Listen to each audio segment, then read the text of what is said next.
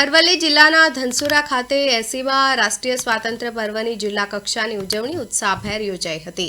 Cabinet મંત્રી રમણભાઈ સોલંકીની ગરિમામય અધ્યક્ષતામાં આયોજિત આ કાર્યક્રમમાં મંત્રીના વરદ હસ્તે આન બાન શાનથી રાષ્ટ્રધ્વજ લહેરાવી સલામી આપી હતી।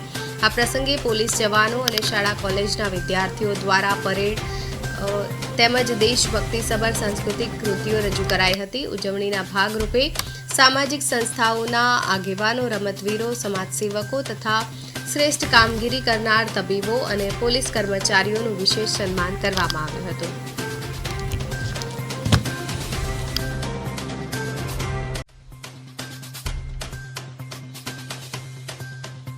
पर्वनी सौने खूब खूब शुभकामनाओं।